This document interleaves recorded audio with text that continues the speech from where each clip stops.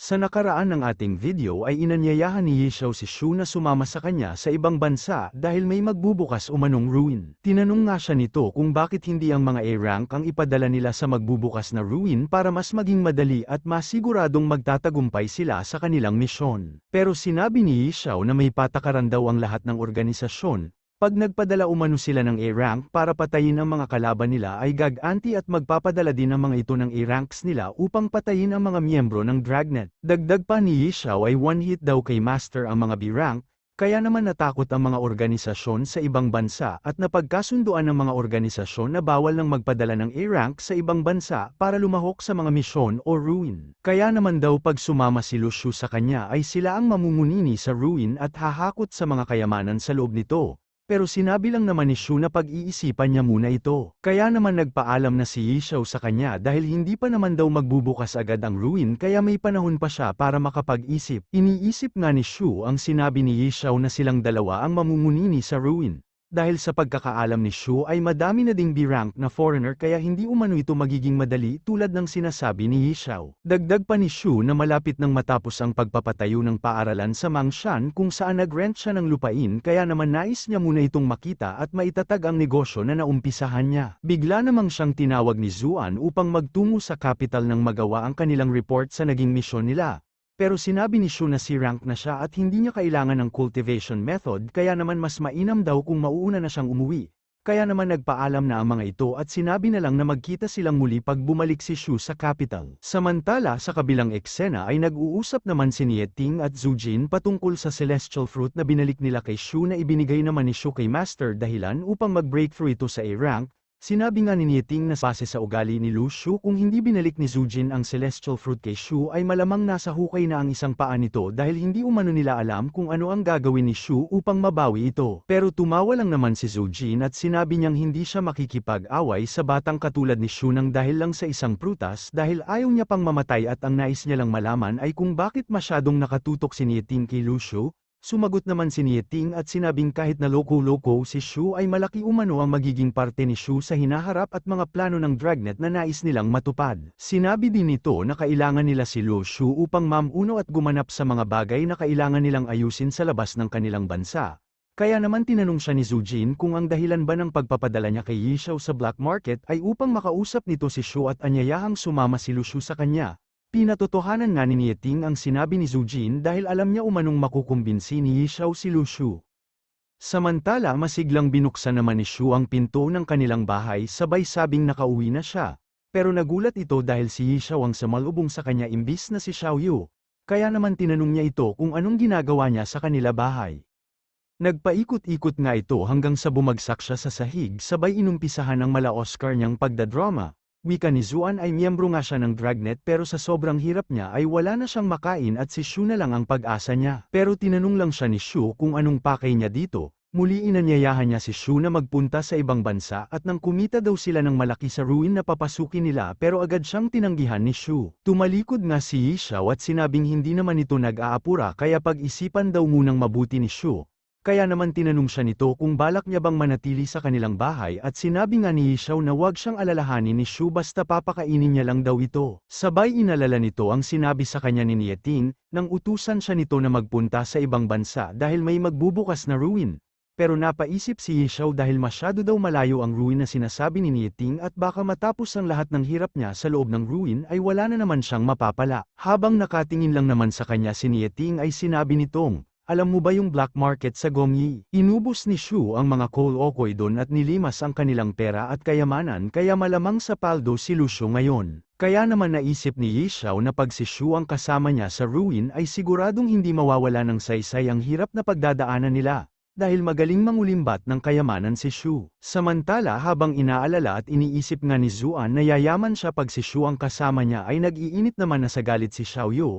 Pero sinabi ni Shu na kalma muna kapatid kahit baboy yan ay B-rank pa din siya. Sa sunod na eksena sa lupaing nirentahan ni Shu ay makikitang nag-enjoy ito sa kanyang pagpapahinga matapos ang kanilang misyon. Kung saan nakashade pa ito habang sinasabihan ang squirrel na ayusin ito ang kanyang pagtatanim. Bakas na nga sa squirrel ang galit hanggang sa nagsulat ito sa lupa at sinabing salita ka ng salita bakit di na lang ikaw ang magtanim.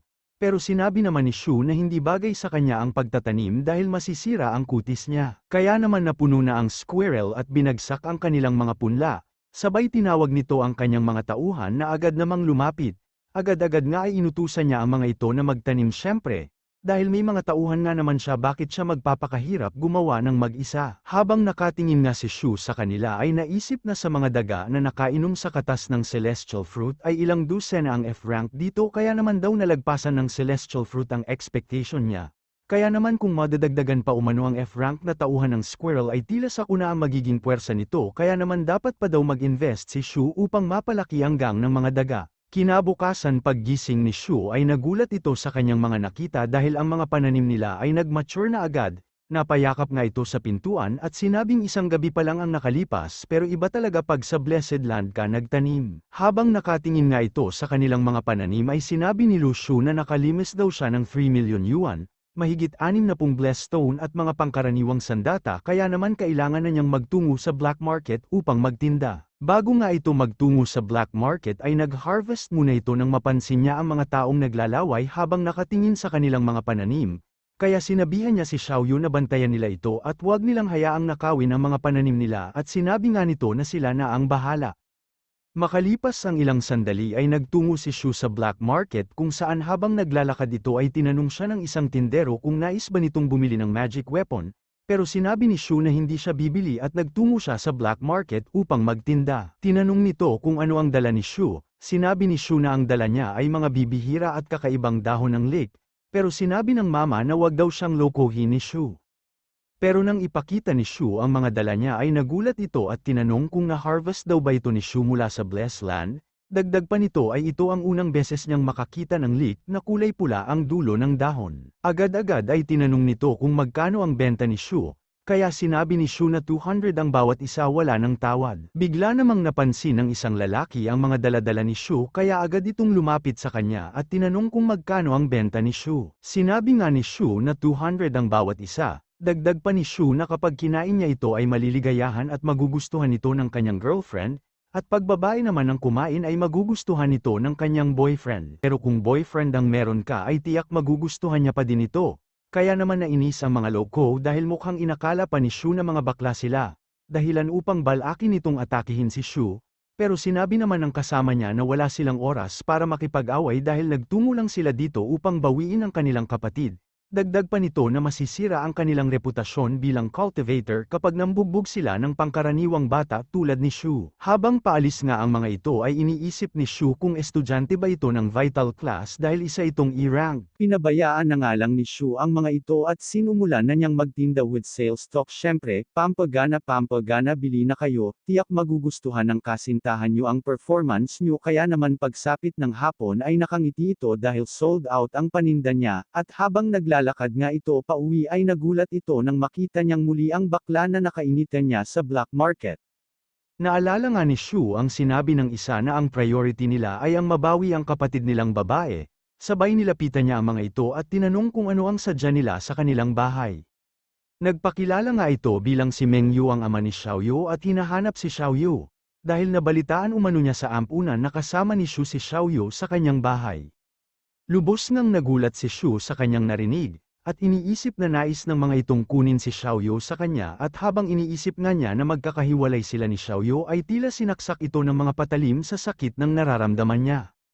Muli nagulat si Shu nang tanungin nito kung nasa loob ba si Xiaoyu.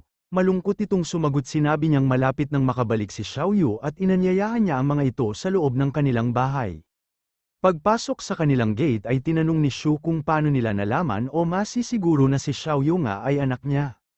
Sinabi nito na nagtungo siya sa Katimugan upang magtayo ng negosyo pero nalugi umano ito, at ng mga panahong yun ay buntis ang mama ni Xiaoyu pero hindi siya mahanap. Kaya naman nang maipanganak si Xiaoyu ay iniwan ito sa bahay ampunan. Pero ngayon daw ay nahanap na niya ang mama ni Xiaoyu at nakuha ang lahat ng impormasyon patungkol kay Xiaoyu mula sa kanyang ina. Dagdag pa nito na may birth note at birthmark daw si Xiaoyu na sila lang ang nakakaalam. Kaya matapos niyang makumpirma sa ampunan ay agad siyang nagtungo sa kanila. Naalala nga ni Shu na may birth note si Xiaoyu, pero hindi nito alam ang tungkol sa birthmark ni Xiaoyu, kaya naman tinanong niya ang lalaki. Pero sinabi lang nito na hindi mo tunay na kapatid si Xiaoyu at wala kang karapatan sa kanya. Kaya huwag ka nang magtanong ng mga bagay na hindi mo na dapat malaman. Dagdag pa nito na nais niya daw turuan ng leksyon si Shu kaya naman nagpintig ang tenga ni Shu sa mga narinig niya. Agad-agad ay humarap si Shu sa kanila at inilabas niya ang kanyang aura. Kasunod nito ay nagagalit na sinabi ni Shu sa lalaki na isa ka lamang i-rank at second lieutenant, wala kang karapatan na pagsalitaan ako ng ganyan, sabay isinampal sa mukha nito ang ID ni Shu at sinabing dito ako ang boss.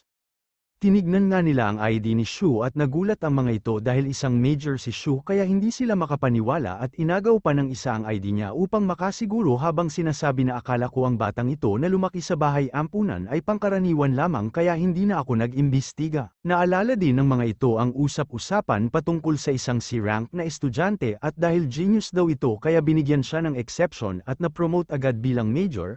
Dagdag pa ng mga ito na bakit ang genius na katulad ni Shu ay nagtitinda ng leaks sa black market. Habang inaalala nga ni Shu ang mga pinagdaanan nila ni Xiaoyu ay sinabi niyang hahayaan niya si Xiaoyu na magdesisyon kung sasama o hindi sa mga lalaking ito na nagpakilala bilang kanyang ama at mga kapatid. Ilang sandali pa ang nakalipas ay dumating na nga si Xiaoyu kasama ang squirrel, na agad naman nilinggan ng lalaki at sinubukang hawakan si Xiaoyu pero hinawi niya ang mga kamay nito sabay sinabing huwag kang magpanggap na kakilala kita. Sino ka ba? Sinabi nga ng lalaki na anak ko, iniwan ka ng iyong ina sa harap ng bahay ampunan.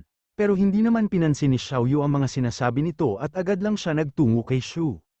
Sabay lingon at sinabing umalis na kayo dahil maayos na ang aking buhay. Dagdag pa ni Xiaoyu na kung may pamilya man siyang tinuturing, ito ay walang iba kundi si Shu lamang kaya naman tumulo na lang ang mga luha ni Shu. Pero mapilit pa din ang lalaking ito at sinabing sana maniwala si Xiaoyu sa kanila sabay binanggit ang birthmark ni Xiaoyu sa kanyang tenga, kaya naman hindi nakakibo ang magkapatid at nagkatinginan na lamang. Tumalikod nga si Shu at pumasok sa kanilang bahay ng nakangiti, habang nakatingin lang naman ang mga makong na ito sa magkapatid ay sinabi ni Xiaoyu na, nung maliit pa siya ay aksidenteng nasundot ng pulang ballpen ang likuran ng kanyang tenga at malamang daw na nakita ito ng guro sa bahay ampunan at inakalang isa itong nunal o birthmark niya.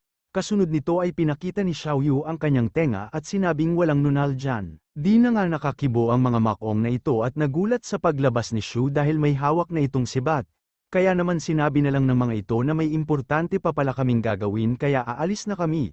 Pero sinabi ni Shu na tutal andito na kayo wag nyo nang isiping makakaalis pa kayo kaya nagdilim ang mga mukha nila. Napalunok ng laway at tumulo ang pawis dahil sa pressure na nararamdaman nila. Sa takot nga nila ay biglang lumingon ang isa dito at ginamit ang kanyang abilidad at nagcast ito ng isang shield. Pero ang isa naman sa kanila ay hinablot at binuhat sila at sinabing kailangan nilang makaalis agad. Pero hindi umano sila papayag ang makaalis si Shu at naghanda na nga siyang atakihin ang mga mahihinang nilalang na ito. Sinibat nga ni Shu ang mga ito na nagdulot ng malakas na pagsabog, matapos nito ay nakatingin ng masama si Shu sa kanila at dahan-dahan itong naglakad palapit sa kanila. Nagmamakaawa na nga ang mga ito at humihingi ng patawad sa nagawa nila. Pero sana daw ay wag silang dalhin ni Shu sa dragnet.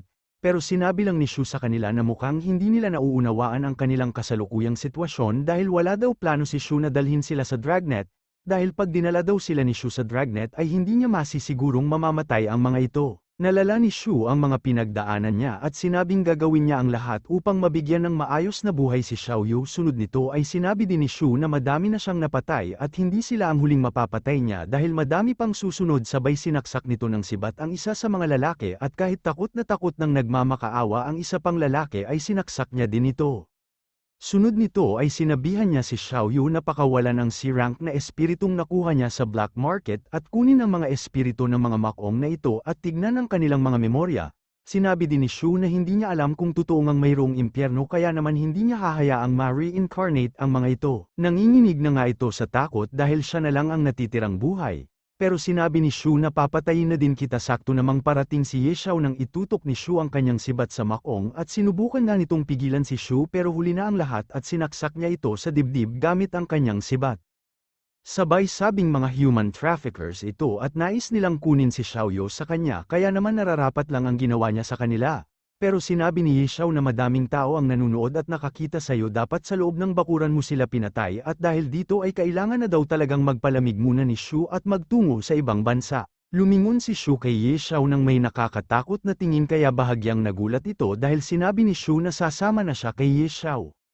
Umabot naman ang balita ng pangyayari kila ni Yeting patungkol sa mga napatay ni Shu na human traffickers. Napapaisip nga si Sujin habang ang isa namang miyembro ng Dragnet ay nanginginig dahil hindi niya alam kung ano ang magiging hatol ni Nieting dito o ibibigay na kaparusahan kay Shu sa kanyang naging aksyon. Pero nagulat ito nang ibigay na sa kanya ang report paper at tinanong kung anong ibig sabihin nito. At inakala nga niya na paparusahan nila si Shu pero pinalagpas lang ito ni Nieting at sinabi ni Ji Chao na sa tingin daw ni Nieting ay dapat nang mamatay ang mga human traffickers na yun kaya walang kaparusahan na dapat ibigay kay Shu. Samantala nang malaman naman ni Tandang Bailey ang pangyayari ay masyado ang galit nito kay Yi Xiao at pasalamat na lang daw si Yi Xiao dahil walang masamang nangyari kay Xiao Yu dahil kung hindi ay siya ang mananagot dito. Si Tandang Bailey ay mula sa Season 2 isang A-rank na nais maging estudyante si Xiao Yu. Dumating naman ang mga guro nila Shu at sinabing karamihan sa miyembro at officer ng Dragnet ay sinabing tama lang ang ginawa ni Shu sa mga human traffickers, pero dahil ginawa daw ito ni Shu sa harap ng publiko o madaming tao ay kailangan nilang gawin ang lahat ng kanilang makakaya upang pigilang kumalat ang balita at usap-usapan sa pangyayari. Dito nga ay nagkunwaring nagagalit si Yi Xiao at sinabing kailangan mo na talagang sumama sa akin sa ibang bansa hanggang kumalma ang lahat. Pero sa isip-isip nito ay sinabing mas mainam kung kumalat ang balita para siguradong sumama sa kanya si Shu. Pero nang sabihin ni Shu na alam ko at sasama ako sa iyo ay labis ang tuwa ni Yi Xiao at sinabing magkita na lang silang muli sa isang araw. Samantala pag-alis nga ng mga ito ay sinabi ni Shu na napansin nga niyang masama ang tingin sa kanya ng mga kapitbahay nila at malamang daw ay dahil na din ito sa takot nila sa kanya pero kahit husgahan daw siya ng ibang tao ay wala itong pakialam dahil hindi niya babaguhin ang sarili niya para sa mga ito at magpapatuloy lang sa landas na napili niyang tahakin kasama ng kanyang kapatid. Sa kabilang banda ay masaya naman si Shu dahil binigay ng Dragnet ang suporta nila sa kanilang magkapatid ng walang pag-aalinlangan. Sinabi niyang ang napili niyang landas at pagsali sa Dragnet ay isa sa mga tamang desisyon na nagawa niya sa buhay. Pagsapit nga ng gabi habang nasa bubong ang magkapatid ay tinanong siya ni Xiao Yu kung kailangan niya ba talagang umalis. Sinabi nga ni Shu na natakot ang mga tao sa kanya at malaking problema ang naibigay niya sa Dragnet kaya naman dapat muna siyang lumayo. Dagdag pa ni Shu ay hindi pa sila tapos sa mga human traffickers na ito at dahil nga sa mga nabasang memorya ni Xiao Yu sa kanila ay alam na nila Shu ang plano ng mga ito na kung nagtagumpay sila sa pagkuha kay Xiao Yu ay dadalhin nila ito sa katimugan.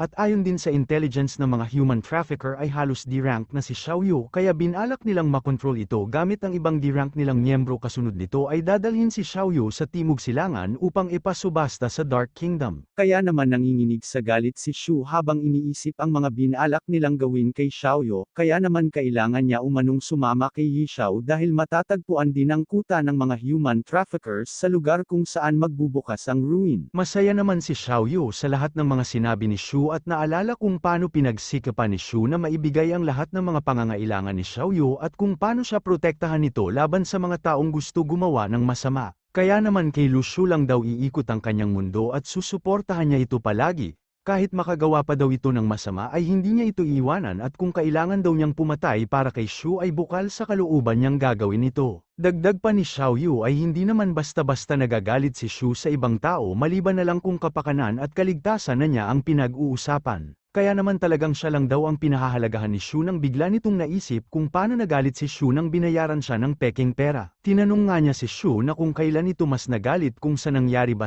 anya na muntik na siyang makuha ng human traffickers o nang bayaran siya ng peking pera at nasabi nga ni Shu na mas nagalit siya nang bayaran siya ng peking pera. Dahilan upang magalit si Xiao Yu at tinanong kung pwede ba siyang sumama kay Shu, sinabi naman ni Shu na yan daw ang ibibigay niyang kondisyon kay Ye Xiao na sasama lamang siya kung kasama si Xiao Yu. Dagdag pa ni Shu ay mayroon ng B-rank sa organisasyon ng mga human traffickers na hindi alam ng Dragnet kaya naman daw mas masisiguro nila ang pagkapanalo at pagwasak sa organisasyong ito kung magagamit nila si Anthony laban dito. Dahil sagot naman daw ng Dragnet ang lahat ng gastusin kung saan may allowance pa sila na hindi man kalakihan pero pera pa din daw umano ito kaya nagsisimula nang ang kumunot ang noo ni Xiao Yu at nilamutak ang mukha ni Shu dahil basta usapang pera daw walang tatalo sa kanya at mas pinahahalagahan pa niya ang pera kaysa kay Xiao Yu. Matapos nito ay tinanong ni Xiaoyu kung kailan sila aalis, sinabi nga ni Shu na sa isang araw sila aalis, pero dahil blacklist si Yixiao sa bansa na pupuntahan nila ay kailangan nilang pumuslit patungo sa bansang ito. Pagsapit nga ng araw ng kanilang pag-alis ay sinabi ni Shu na dahil sa mga negative emotion na natanggap niya mula sa mga nakakita sa kanya kung paano niya patayin ang mga human traffickers ay tumaas ang kanyang cultivation kung saan napailaw na niya ang pangatlong bituin at nasa kalahati na din siya ng ikaapat na bituin. Bago sila umalis ay ibinigay ni Shu sa squirrel ang 3 celestial fruit at sinabing kainin nito ang isa upang mag-breakthrough na ito sa C-rank at ipakain at katasin ang 2 para sa mga alalay nitong daga kaya naman nagningning ang mga mata nito at nang sabihin na ni Shu na siya na ang bahala sa kanilang bahay, pananim at mga alaga ay masaya itong sumagot na siya na daw ang bahala habang yakap-yakap ang mga celestial fruit, kaya naman kampanteng umalis ang magkapatid.